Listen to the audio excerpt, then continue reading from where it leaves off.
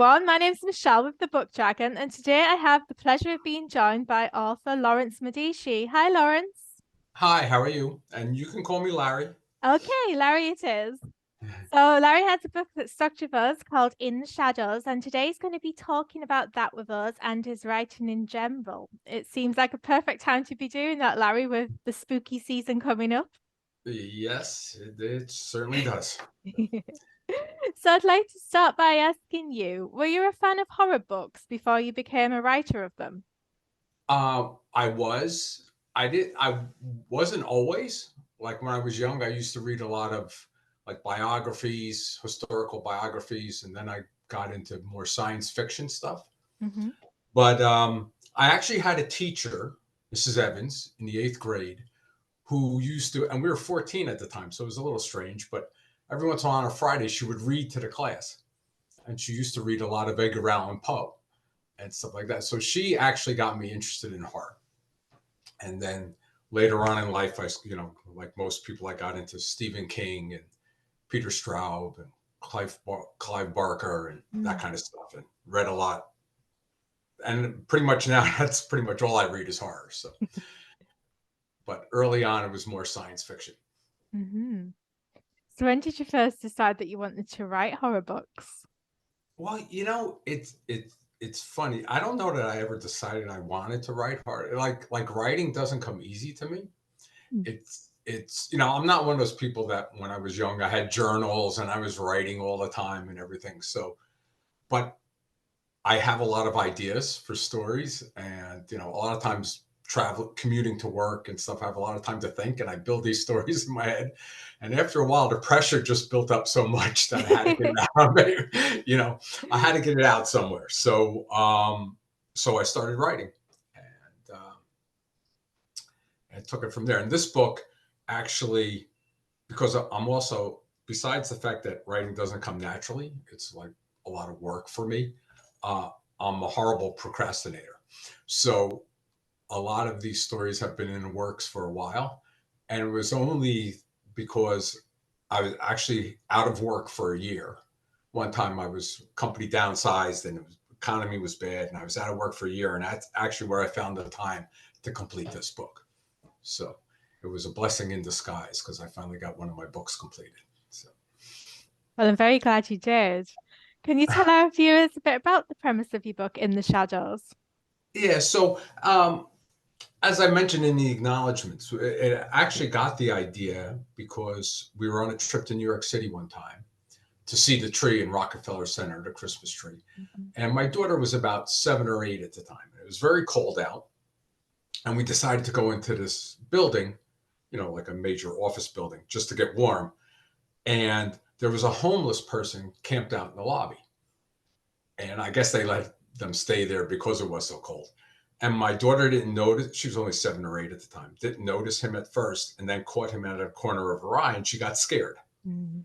So so it gave me the idea, well, what if it wasn't just a normal homeless person? What if there was something about this person that was different, that us as adults, we walk by, we don't really look at them or pay attention, but a child is very observant and will focus in on things. So what if there's something about this homeless person that's different, right?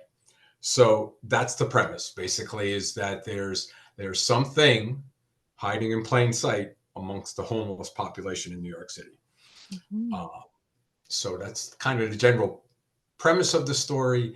I also wanted to mention, it is a horror book, but it's not one of those slow burn kind of horror stories. There's plenty of action. Mhm. Um, and I'm a big fan of old black and white movies like detective movies and gangster movies. So a lot of people have described it as horror noir because it Mm. definitely has that corrupt, gritty city kind of feel to it. Hard-boiled detective, corrupt city officials. There's some twists and turns in there, so there's more to it than just the horror element.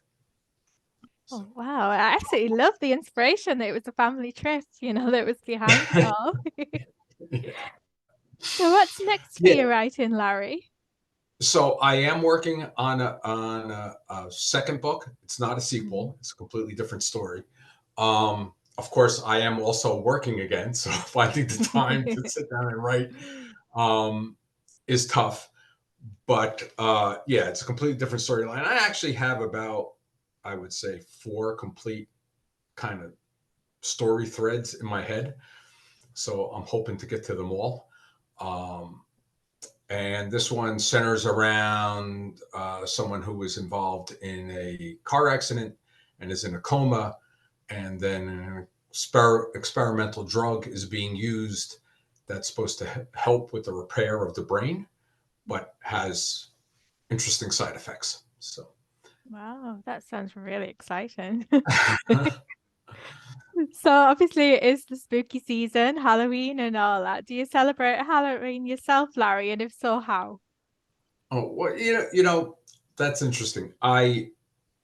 For years, we had friends that lived in an old farm, and on the property was a large barn, and they used to throw a huge Halloween party every year.